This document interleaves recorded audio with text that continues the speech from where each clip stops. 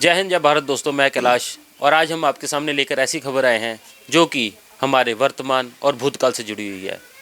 देश और दुनिया में कोरोना फैलता है, त्राहिमाम पूरी दुनिया करती है, पर उस कोरोना के बीच बड़े योद्धा कोरोना के योद्धा निकल के सामने आए। मैं आज आपको ऐसे योद्धा से मिलाऊंगा जिसने कोरोना की लड़ाई में पंजाब में बात करें तो सबसे लंबी पारी खेली है। मैं ऐसे शख्स से आज आपको मिलवाऊंगा जिन्होंने सिर्फ 9 महीने में वैक्सीनेशन के बिना किसी राजनीतिक प्रेरित के 50 कैंप लगाए हैं।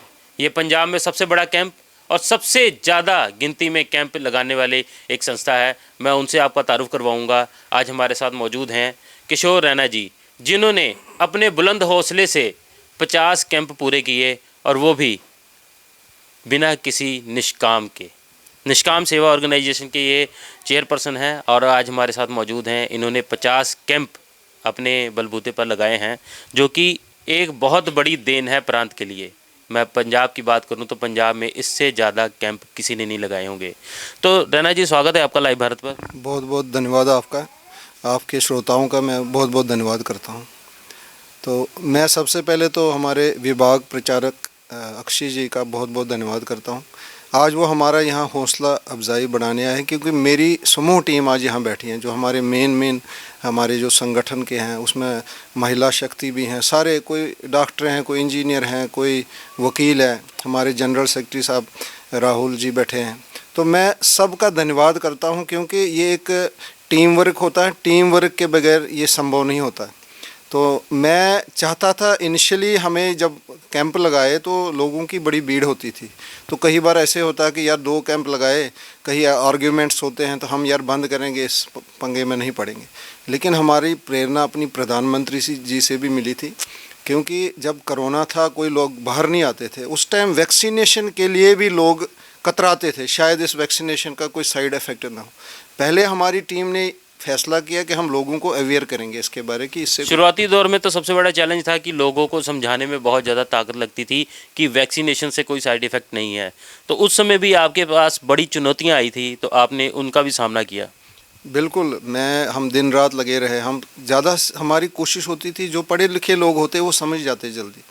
तो हमने ज़्यादा स्लम्प एरिया पर उस टाइम वर्क किया कि हम उनको अवेयर करें कि वैक्सीनेशन ही एक हल है। अगर हमें कोरोना को हराना है तो हमें वैक्सीनेशन ज़रूर अपने देश में करानी होगी। तो हम अपने प्रधानमंत्री जी का भी धन्यवाद करते हैं, क्योंकि वैक्सीनेशन फ्री थी।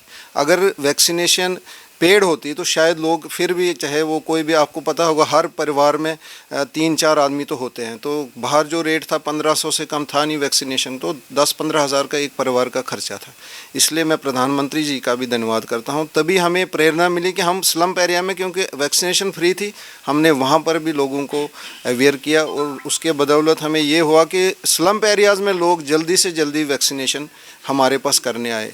हर शहर का कोना, चाहे वो स्कूल हैं, चाहे वो कोई स्लम्प एरिया, हमने कोशिश किया कि हम वैक्सीनेशन कराएं बगैर किसी राजनीति के। आपने देखा होगा, अगर कोई काउंसलर अपने एरिया में कैंप लगाते, वो 2 कैंप लगा के बंद कर देते, क्योंकि एक राजनीति से प्रेरित हमारी संस्था है, NGO है। तो हमारी कोशिश रहती है हम दिन रात सेवा करके जितना हमसे हो सके हम वो लोगों के लिए करें। तो जितना हो सके लोगों को लिए किया। इन्होंने 50 कैंप कोरोना वैक्सीन के लगा चुके हैं। और खूनदान कैंप की हम बात नहीं करते, उनकी तो गिनती अलग है। खूनदान, मेडिकल कैंप, ऑर्थो के कैंप और भी कई कैंप लगा चुके हैं। लेकिन यहाँ गिनती सिर्फ और सिर्फ कोरोना वैक्सीनेशन कैंप की है। कोरोना वैक्सीनेशन कैंप में इतनी बड़ी पारी खेलने, तो सबसे पहले क्या आपने सोचा था कि आप इतने ज़्यादा कैंप लगा लेंगे? नहीं, हमें इनिशियली नहीं पता था कि हमें ये भी पता था शायद कोरोना जल्दी हमारे देश से जाएगा वैक्सीनेशन। लेकिन हमें जब लगा कि यार कोरोना तो बहुत ज़्यादा फैल रहा है, तो फिर हमने अपने आप को समझाया कि नहीं भाई, अगर यही मौका है कि हम अपने देश की सेवा करें, लोगों को अवेयर करके हम वैक्सीनेशन कराएं। अगर आप कहो अब कि मेरे साथ हर बंदा जुड़ा है, हर कोई बिज़नेस से जुड़ा, अपना टाइम निकालना भी बड़ा एक मायने रखता हमारे लिए, क्योंकि बिज़नेस भी करते हैं। बिज़नेस के साथ साथ कोई वकील हैं, कोई मेडिसिन का काम करते हैं, कोई ना कोई अपने पेशे से जुड़ा हुआ। तो हमने वो टाइम भी अपना डाइवर्ट कर दिया, बिज़नेस से निकाल दिया। हमें एक ही था कि पहले किसी की जान बचानी है। आपने देखा होगा तब लोग आपस में हाथ मिलाने से भी कतराते थे। इवन अगर आपका कपड़ा भी टच होता था तो लोग की शाम को नहाते थे, कपड़े बदलते थे, लेकिन हमने अपनी परवाह जान की नहीं की। हमने अपने आप को ये कहा कि हमने अपने प्रधानमंत्री के साथ चलना, अपने देश के साथ चलना, हमने लोगों को बचाना है। तो यही हमारा एक मकसद था तब। तो मकसद आपका खास था, जैसे कि भारत ने एक रिकॉर्ड बनाया सबसे ज़्यादा वैक्सीनेशन का, पूरे विश्व में सबसे ज़्यादा वैक्सीनेशन का भारत ने रिकॉर्ड बनाया, और पंजाब में आपने रिकॉर्ड बना लिया सबसे ज़्यादा वैक्सीनेशन कैंप लगाने का। बड़ी खुशी है, मैं अपनी टीम को बधाई देता हूं, क्योंकि मैं अकेला तो कुछ भी नहीं हूं, मेरे साथ सारी टीम जुड़ी है। हमेशा ज़्यादा काम होता है, वैक्सीनेशन में इतना टाइम नहीं लगता, वैक्सीनेशन तो 1 सेकंड में हो जाती है। भीड़ को कंट्रोल करना, एक मैनेजमेंट के हिसाब से काम करना, वो मायने रखता है। क्योंकि आपको पता होगा इनिशियली जो वैक्सीनेशन आती थी 150 वैक्सीन आती थी और बाहर 500-600 लोग होते थे, तो उसको कंट्रोल करना, कहीं पहली बार हमें जो लोकल थाने थे वहाँ से भी हमें पुलिस बुलानी पड़ती थी कि वहाँ आप खड़ा रहो, डिसिप्लिन हमारे कैंप में रहे। उसके बदौलत ही आज हम जो कैंप लेते हैं तो हमें फ़ोन पे ही कैंप मिलता है, क्योंकि उनको पता है ये मैनेजमेंट इनकी अच्छी है। यहाँ मैं इसके साथ साथ ये भी कहूँगा, मैं अपनी हेल्थ टीम जो यहाँ पर सिविल सर्जन है हमारे, उनकी हेल्थ टीम है, वो भी अपनी जान पर खेल के हमारे साथ काम करते हैं। मैं उनका भी यहाँ बहुत बहुत धन्यवाद करता हूँ कि हर कैंप में वो आते हैं हमारे, और जो वैक्सीनेशन करते हैं उनके लिए भी एक खतरा चैलेंज होता था।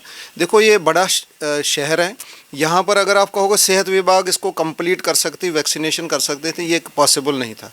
तो इसलिए हमने ये स्टेप लिया कि हम भी उनके साथ कंधे में कंधा मिलाकर हम भी चले।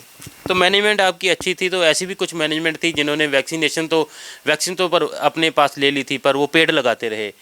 वैक्सीन एक्सपायर होने वाली थी तो उन्होंने फ्री वैक्सीन लगानी शुरू करी। मैं नाम नहीं लूँगा उस संस्था का, लेकिन वो काफ़ी विवादों में भी रहे वो मैनेजमेंट। लेकिन आपने बिना किसी स्वार्थ के इतनी मैनेजमेंट, इतनी वैक्सीनेशन लगाई, तो उसकी गिनती आप बता सकते हैं लगभग कितने के वैक्सीन आप लगा चुके हैं लोगों को? मेरे हिसाब से कम अगर मैं गिनूँ तो 16,000 लोगों को हम अभी तक वैक्सीनेशन कराते, और ये जो अभियान हम अभी रुकेगा नहीं है, क्योंकि जब तक हम ये नहीं समझें कि हमारा कोरोना ख़त्म हो रहा है तो तब तक हम इस अभियान को नहीं रोकेंगे। अलग से हम अलग भी काम करते हैं, हम मेडिकल कैंप्स भी लगाते हैं, हम खूनदान ब्लड कैंप भी लगा रहे हैं। ये नहीं है कोई किसी को हॉस्पिटल में ज़रूरत है वो भी हम करते हैं, लेकिन एक हमारा इस टाइम जो मेन फोकस है वो है कि कोरोना हमारे देश से चल जाए, क्योंकि बहुत हमने सफ़र किया कोरोना में। आपने देखा होगा बिज़नेस बहुत ख़त्म हो गया, कि स्कूल की सबसे बड़ा जो इफ़ेक्ट है वो स्कूली बच्चों पर है। बच्चे इस टाइम वो जो एजुकेशन लेवल है, अभी हमें पता नहीं चलेगा, ये आने वाले समय में 1-2 साल में पता चलेगा कि जो एजुकेशन लेवल है इस टाइम डाउन हो चुका। आप ऑनलाइन नहीं पढ़ा सकते बच्चों को इतना जितना हम ऑफलाइन पढ़ाते हैं उनको, क्योंकि जब हमने मैथमेटिक्स दिखाना उनको बोर्ड पर सिखाना, जो वहाँ टीचर जो एक्सपोजर दूसरे बच्चों के साथ होता है, इसलिए मैं समझता हूँ कि हमने पहला टारगेट है कि हम अपने देश से पहले, अपने स्टेट से, अपने शहर से कोरोना को भगाए। कोरोना एक ऐसी बीमारी है जो हर चीज़ को जकड़ के रखती है, तो मैं समझता हूँ ये हमारा फ़र्ज़ भी बनता है, एक अच्छे नागरिक का फ़र्ज़ भी बनता है। इसको हम पहले, ये टारगेट है हमारा।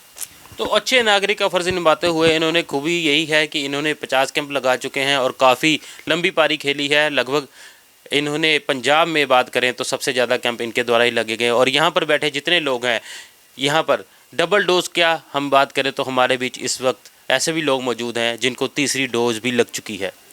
तो कोरोना से सारे सेफ़ हैं, और इनका हौसला अफजाई के लिए RSS से विभाग प्रचारक हमारे साथ मौजूद हैं, उनसे भी 2 शब्द हम लेंगे। अपना तारुफ कराते हुए बताइए कि इनका आपने आज इनको सम्मानित किया, इनकी हौसला अफजाई की, जो कि वास्तविक तौर पे बनती है। ऐसे लोगों को सम्मानित करना चाहिए जो देश और दुनिया के लिए निस्वार्थ होकर काम करते हैं।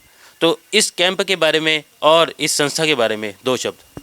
पहले तो मैं रैना जी और इनकी समस्त टीम को बहुत शुभकामनाएं और साधुवाद देता हूं। वास्तव में प्रधानमंत्री जी ने जो सपना देखा था वैक्सीनेशन को कंप्लीट कराने का, मैं समझता हूं कि उस सपने को साकार करने के पीछे ऐसी जो समाज में चल रही संस्थाएं हैं इनका बहुत बड़ा योगदान है। आज बड़े हर्ष का विषय है कि इनके 50 कैंप पूरे हो गए, लगभग 16,000 लोगों को वैक्सीनेशन देने का काम इस संस्था के द्वारा हुआ है। समाज के अंदर कभी भी इस प्रकार की आपदा आती है तो निश्चित रूप से कोई एक व्यक्ति उससे नहीं लड़ सकता। हम सबको आगे बढ़ करके और इस प्रकार की संस्थाओं के साथ जुड़ करके और समाज से इस प्रकार की आपदा को भगाने के लिए एकजुट होकर के काम करने की आवश्यकता रहती है, और ये काम निष्काम सेवा ऑर्गेनाइजेशन ने किया है, बखूबी किया है। और केवल वैक्सीनेशन पे ही नहीं, मैं जब इनके साथ बैठा चर्चा में बात ध्यान आई, जब कोरोना पीक पे था, आप ध्यान कर आपको आ रहा होगा, आपको याद होगा, उस समय हॉस्पिटल्स के ब्लड बैंक खाली हो चुके थे और ऐसी कठिन घड़ी में कोई हॉस्पिटल जाना पसंद नहीं करता था और ब्लड देना तो बहुत दूर की बात। उस समय पर भी इनकी इस संस्था ने बढ़ चढ़ करके भाग लिया। बहुत सारे लोगों को गांव से गाड़ियों में भर भर करके हॉस्पिटल लाते थे, ब्लड डोनेट करवाते थे और इस प्रकार से कई लोगों को जीवन दान देने का भी इनकी संस्था ने काम किया। राशन बांटने का काम हो, अवेयर करने का काम हो, किसी के घर दवाई पहुंचाने का काम हो। मैं समझता हूं कि विश्व के अंदर भारत का सबसे कम नुकसान कोरोना के बीच में हुआ और ये तभी पॉसिबल हुआ जब इस प्रकार की छोटी छोटी संस्थाओं ने मिलकर के काम किया। राष्ट्रीय स्वयंसेवक संघ के प्रचारक होने के नाते हम भी इस काम में लगे हुए थे, तो हम देखते थे, तो हम जब चले तो अकेले थे, परंतु जब थोड़े दिनों बाद देखा तो चलने वालों का एक मेला सा लग गया। बहुत सारी ऐसी छोटी छोटी संस्थाएं और समाज के ऐसे लोग, कोई संस्था के रूप में, कोई व्यक्तिगत रूप में, और सब ने बढ़ चढ़ करके कोरोना से लड़ने का काम किया और आज भी लड़ रहे हैं। और 50 कैंप पूरे हुए हैं, ख़त्म नहीं हुए हैं। ये पारी अभी और लंबी जाने वाली है। जब तक कोरोना इस देश से भाग नहीं जाता तब तक वैक्सीनेशन पे काम होता रहेगा और इस संस्था को मैं अपने संगठन की ओर से हार्दिक साधुवाद देता हूँ और नित्य ऐसे नए नए आयामों को लेकर के आगे बढ़ती रही, ऐसी मेरी शुभकामनाएं भी है। तो शुभकामनाएं आपने दी ऐसी संस्था जिसने कि अर्धशतक लगा लिया है कोरोना वैक्सीनेशन कैंप का। इसके साथ जैसा कि आपने बताया कि जब अकाल था खून का हॉस्पिटल में, तब इन्होंने खूनदान कैंप लगाए। हर वर्ग के लिए इन्होंने सोचा, राशन बांटे। अगर जो सारी संस्थाएं ऐसी हो जाएं तो क्या आपको लगता है कि देश की कोई भी आपदा देश को हिला सकती है? जी, ठीक है, आपकी बात बिल्कुल ठीक है। निश्चित रूप से ऐसा होना भी चाहिए और मैं समझता हूँ कि जो एनजीओ सेक्टर है, जो सामाजिक संस्थाएं हैं, वो निस्वार्थ रूप से काम करने वाला एक सेक्टर है। बहुत बड़ा ये भारत के अंदर चलने वाला एक उपक्रम है और मैं समझता हूँ, आप तो कह रहे होना चाहिए, मैं तो कहता हूँ ये बनती ही इसी चीज़ के लिए हैं संस्थाएं। और निश्चित रूप से कभी ऐसी संस्था के बारे में सुनने को मिलता है कि उन्होंने अपने इस संस्था के नाम पर किसी प्रकार की गलत बात की है, कोई घोटाला किया है या समाज को लूट करके और समाज के से चंदा लेकर के कोई गलत काम किया, मन को बहुत दुख होता है। क्योंकि संस्थाएँ बनती और बनाना ये बहुत आसान काम है। संस्था के ऊपर विश्वास लोगों का जीतना और उसको लंबे समय तक चलाए रखना, ये बहुत मुश्किल काम है। और बड़े हैरानी की बात मुझे आज इनके साथ बैठने से पता लगी कि सारे काम में इन्होंने समाज से किसी प्रकार का कंट्रीब्यूशन नहीं लिया, विशेष करके आर्थिक रूप से। स्वयं इस संस्था के जितने वॉलंटियर हैं, जो भी खर्चा आता है, जो भी छोटा छोटा काम होता है, वो सब ये अपने आपस में मिल करके और इस संस्था को आगे बढ़ाने का काम कर रहे हैं। सब संस्थाओं को ऐसा होना ही चाहिए क्योंकि उनका लक्ष्य और उद्देश्य एक स्पष्ट है, समाज की सेवा करना। और मैं समझता हूँ समाज की सेवा निस्वार्थ भाव से ही हो सकती है और तनिक भी अगर उसके अंदर स्वार्थ आता है तो फिर उसको सामाजिक संस्था में रहने का और सामाजिक संस्था को चलाने का कोई हक उसको नहीं रहना चाहिए, ऐसा मेरा मानना है। तो सामाजिक सेवा के करें या समाज सेवा या समाज की भक्ति, ये ऐसे भक्त हैं जिन्होंने अपने देश की भक्ति दिखाते हुए, उसका परचम लहराते हुए इतने बड़े कैंप के ऊपर काम किया। खाली कोरोना कैंप ही नहीं, blood donation camp, vaccination camp और साथ में इन्होंने ऑर्थो कैंप, मेडिकल कैंप और भी लगाए, राशन भी बांटे और वो भी निस्वार्थ भावना से। इनकी सोसाइटी का नाम भी निष्काम सेवा सोसाइटी है और निष्काम को अपने नाम को परचम लहराते हुए इन्होंने पूर्ण रूप से ये साबित किया है कि ये निष्काम भावना से ही काम करते हैं। यहाँ कुछ पार्टियाँ हम ऐसे भी दिखाते हैं हमारे चैनल पे, आपने खबरें भी देखी होंगी, जो कि किसी न किसी राजनीतिक एजेंडे के हिसाब से अपना कार्य करती हैं, पर इन्होंने आज तक अपने कैंप का कभी भी कोई राजनीतिक लाभ नहीं उठाया और ना ही आगे ये उठाने वाले हैं। तो ये इन्होंने इतने बड़े कैंप लगाए, आगे भी ये लंबी पारी खेलने वाले हैं। तो आपने लक्ष्य कोई ठाना है अपना कि कितने कैंप हम लगाएंगे? लक्ष्य एक ही है बस, कि कोरोना को ख़त्म करना। हमारे देश में, हमारे स्टेट में, हमारे शहर में इसको ख़त्म करना। कहीं ना कहीं जब तक हम इसको ख़त्म नहीं करेंगे, कुछ ना कुछ तो ज़रूर असर रहता रहेगा तब तक। तो यही है, देखो एजुकेशन अभी बंद है, स्कूल, तो कोरोना का डर है, नेचुरली पेरेंट्स को भी डर होता है। तो मैं समझता हूँ लक्ष्य यही है कि कोरोना को ख़त्म कराना, तब तक हम बैठने वाले नहीं। तो कोरोना को ख़त्म करने का लक्ष्य ठान रखा है इन्होंने और ख़त्म करके ही बैठेंगे, ये इनका हौसला बोलता है, हौसला दिखाई भी देता है। जिस तरह इन्होंने देश की बात करें तो पंजाब प्रांत में सबसे ज़्यादा कैंप लगा के अपनी दृढ़ता को साबित किया है और अपने लक्ष्य की आगे और बढ़ते हुए ये निश्चय होकर कह रहे हैं कि हम आगे भी इस लड़ाई पर लड़ते रहेंगे। तो ये थी लाइव भारत की खास रिपोर्ट, जिसमें हमने आपको राफ्ता करवाया किशोर रैना जी का, जिन्होंने निष्काम भावना से इस समाज की, इस जनता की सेवा की। ऐसी संस्था देश में होनी चाहिए जिससे कि देश में आने वाली किसी भी आपदा के लड़ने के लिए हौसले बुलंद हों। तो इसी तरह की खबरों के साथ फिर आपके साथ रूबरू होंगे। तब तक दे इजाज़त। कैमरामैन सुखविंदर कोहली के साथ कैलाश प्रजापति की रिपोर्ट।